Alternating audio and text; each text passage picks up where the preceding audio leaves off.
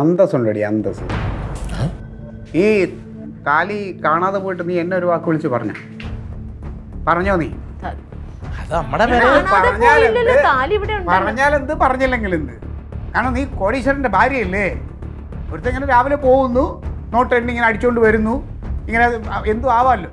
ഒരു സ്വർണത്തിൻ്റെ വില എത്രയാണെന്ന് അറിയാമോ? എന്ന് ഒരു ഗ്രാമിന് 6000-7000 രൂപ അടുത്ത് വിലയുണ്ട്. 5300.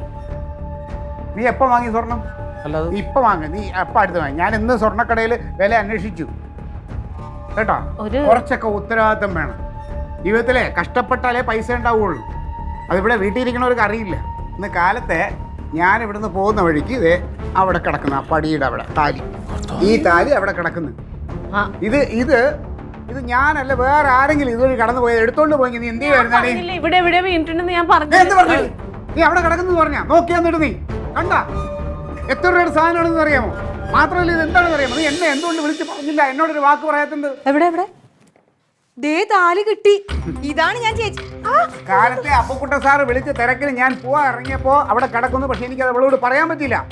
എന്നാ ഈ പോയപ്പോ ഈ കഴുത എന്നെ വിളിച്ച് ഇത് കാണാതെ പോയിന്നൊരു വാക്ക് നീ പറഞ്ഞാടി. പേടിച്ചിട്ടാ പറയാഞ്ഞത്. എന്ത് പേടിച്ചിട്ട്? പേടിയൊന്നും അല്ല. ഇത് ഭർത്താവ് തന്നെ ഒരുത്തും രാവിലെ പോകുന്നു, അധ്വാനിച്ച് കൊണ്ടുവരുന്നു.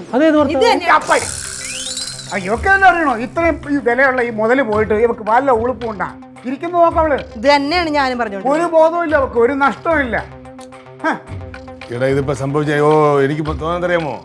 ഇത് ഇവിടെ വിളിച്ച് പറയാത്തതിന്റെ കാരണം വെച്ചാല് ഇവിടെ നേരത്തെ ഒരു 1.5 ഇഞ്ച് ഒരു ആണിയ കമ്പിയാണ്ട് കാലിൽ കുത്തു കയറി. അതപ്പോ അത് തൂത്തുവാരി കണ്ടെത്താൻ വേണ്ടിയുള്ള ശ്രമത്തിനിടയിൽ വല്ല കുരിങ്ങെല്ലാം വീണിട്ടുണ്ടാവും. അതെങ്ങനെ അവക്ക് പറയാൻ വിളിച്ച? അപ്പൊ മാനസിക സംഘർഷത്തിൽ ഇരിക്കുകയല്ലേ? നീ വരുമ്പോ പറഞ്ഞാ പോരെ? കിട്ടിയല്ലോ, ഇപ്പൊ സമാധാനമായില്ലേ? പിന്നെ എന്തിനാ വഴക്കുണ്ടാക്കുന്നത്?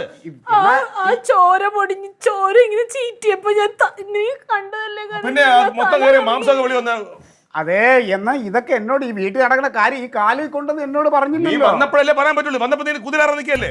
ക്ലീറ്റോന്റെ മനസ്സ് വേദനിച്ചാലോ എന്നോർത്തല്ലേ നമ്മൾ പറയാതിരുന്നത്. എന്നിട്ട് എല്ലാ തെറ്റും എനിക്ക്. ഞാൻ പറഞ്ഞെന്നുള്ളതേ ഉള്ളൂ, നമ്മൾ ശ്രദ്ധിക്കണം മാത്രമേ ഉള്ളൂ. എങ്ങനെയുണ്ടാ? നല്ല വേദനയുണ്ട്. ചീറ്റി എടുത്തോ?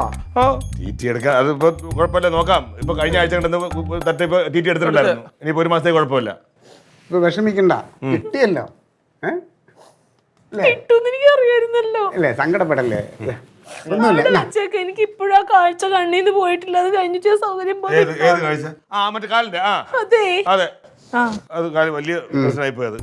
എന്താ അറിയുമ്പോ ഇത് ഞാൻ ഇവള് വിളിക്കാത്തോണ്ട് എന്റെ മനസ്സിൽ ഒരു ടെൻഷൻ ചാടല്ലേടാ ഓരോ കാര്യങ്ങളെല്ലാം. ഞാൻ എന്തായാലും ഇനി കളയാ സൂക്ഷിച്ചു വെക്കുക കേട്ടാ. ഡ്രസ് നട്ടൊരു ചായ എടുക്കാം. സ്വർണ്ണത്തിലൊക്കെ എന്ത് കാര്യം ഇരിക്കുന്നു മനുഷ്യന് അപകടം വരുമ്പോ. ഞാനത് പെട്ടെന്നുള്ള ഒരു ഇതിൽ പറഞ്ഞെന്നുള്ളതേ ഉള്ളൂ.